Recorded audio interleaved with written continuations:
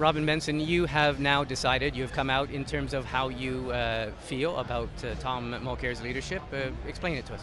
Well, certainly from my perspective, it's been my opinion since the election that we do need to look at the leadership. I've been asked now, and now I've decided that it is time to say from me, as the president of PSAC, I believe that we should look at renewal.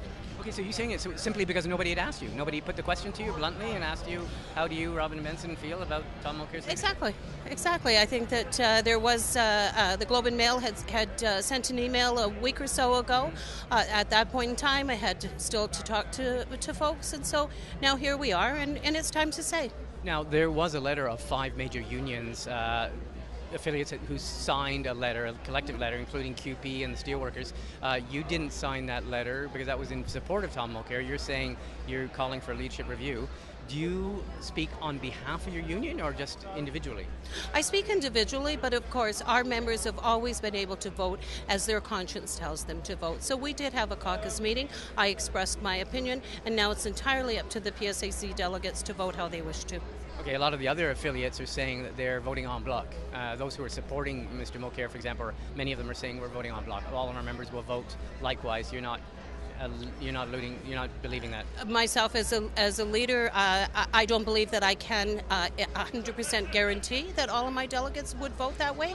And so, certainly I think it's democracy. It's their democratic right to vote how they should choose. But we should have a discussion about it, which we did, and we'll move forward.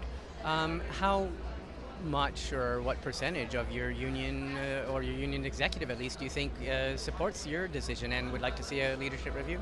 I would say that I have a fair amount of support. I wouldn't have come out to say that we should have a leadership review if I didn't have support, but it's entirely up to them. I cannot stress enough that this is my opinion and for our delegates to vote as they choose to.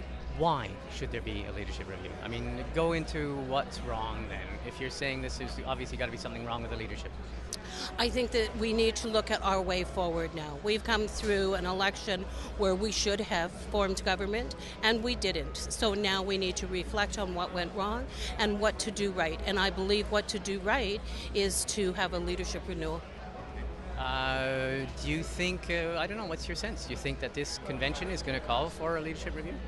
I think that there's a large number that will. I don't know what Mr. Mulcair will say is the right number for him to stay on or not, but I think that we do need to look at what are we going to look like in the future and how do we capture the hearts of Canadians so that we can indeed forward government. Do you know what for you think would be a significant threshold that he should respect? I think I'll leave that to Mr. Mulcair, but I'm sure that there'll be discussions afterwards about what the threshold should hold. You say about who can capture the hearts and minds of Canadians and voters. So is this about can we win with Tom Mulcair as leader?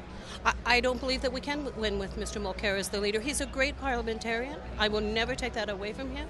He has some really strong traits. But as we move to the future and as the president of the Public Service Alliance of Canada, which is predominantly federal government workers, we need to have a different leader in place for our members, for Canadians. Okay, Robyn Benson, thank you very much for taking the time. Thank you.